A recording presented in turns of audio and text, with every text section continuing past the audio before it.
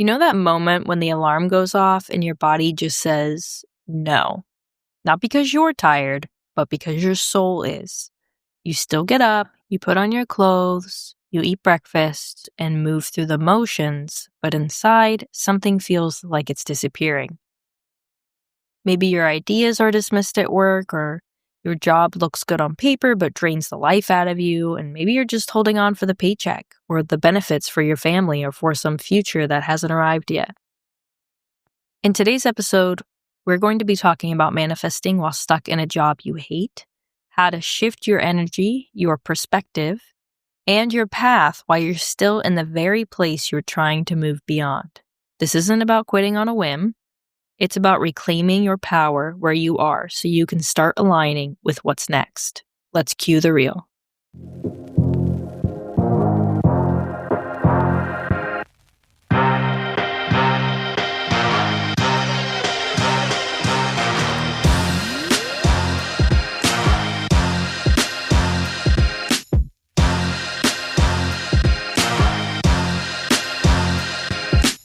I spent almost 10 years in the military. From the outside, it looked like structure, discipline, purpose, but towards the end, I felt completely out of alignment. There was absolutely no joy left in what I was doing. On my worst days, I'd write myself little notes, just a few words to hold on to and take them with me to the bathroom when I needed to breathe, and I would read them to help me get through. When I finally got out of the military, I manifested a job quickly. I thought, okay, I made it. This is my new chapter. But about a year in, I started feeling the same old thing: restlessness, dissatisfaction, and the urge to find something else, something more, something that would finally feel right. So I did. I moved to the next job and then another.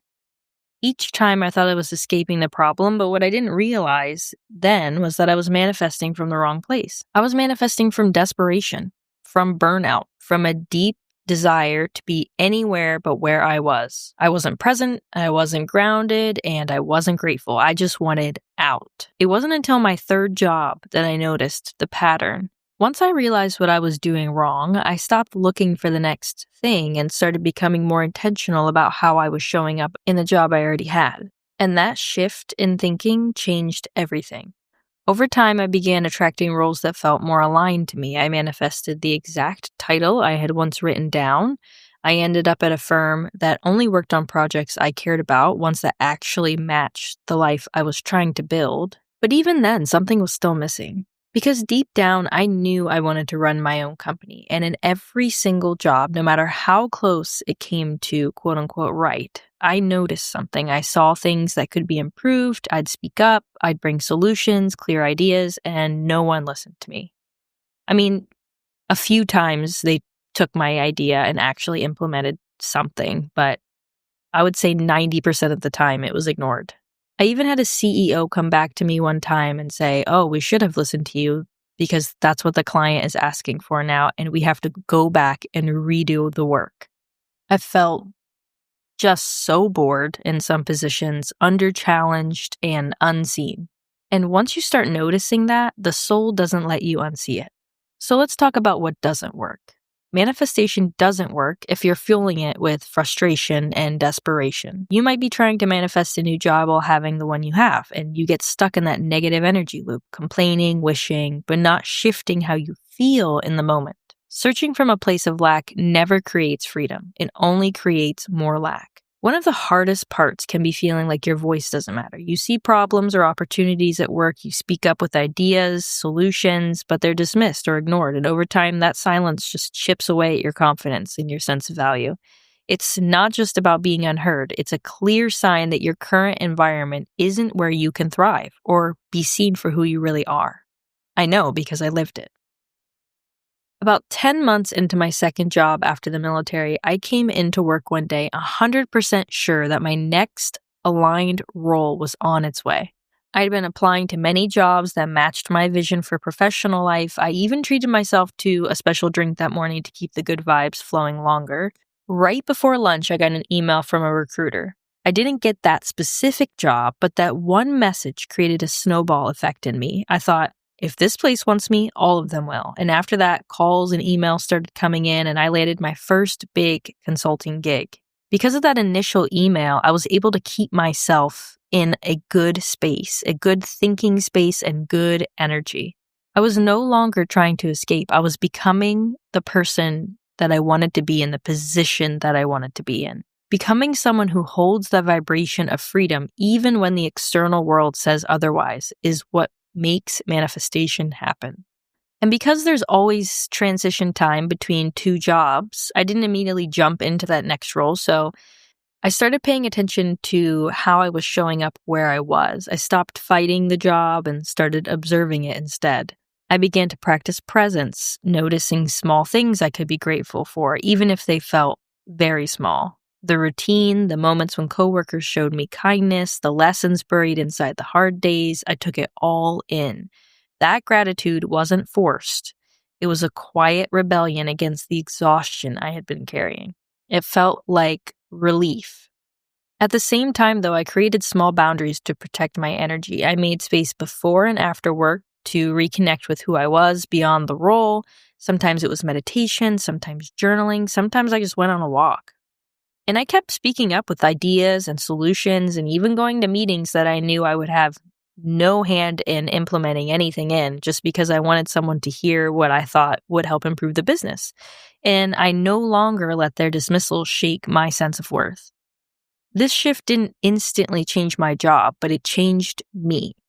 And when you begin to align internally, your outer world follows in time. So what does this look like in real life? How do you start shifting your energy while still showing up at a job that drains you? First, create a simple process that marks the threshold between your current reality and your future role. For example, when you walk through a certain door or get out of your car if you go into the office. From that moment on, live like you're already in your next position and be grateful for what you have right now. This is the easiest method, in my opinion. If you want to go all in, make things happen faster, like I do, you do your best to stay in that space of your new role at all times, carrying that energy throughout your entire day.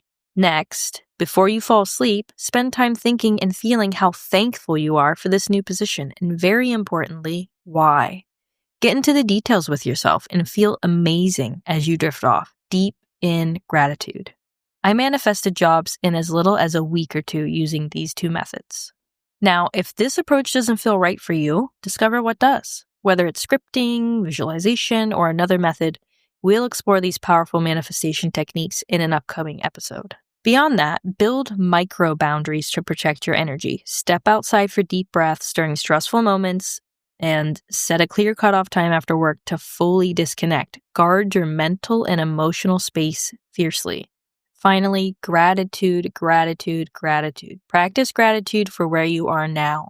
Find the small wins, the lessons, the moments that remind you this phase is part of your journey.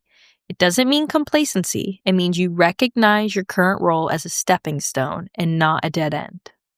This type of transition is tough. I would say it's top 3, especially if you have a family that's depending on you for your paycheck and your benefits. But please remember to tell yourself that you are not stuck. What you're going through right now is part of a transformation. It's reshaping you into the person who can hold the life you truly want. The path forward often doesn't show itself until you become the person ready to walk it.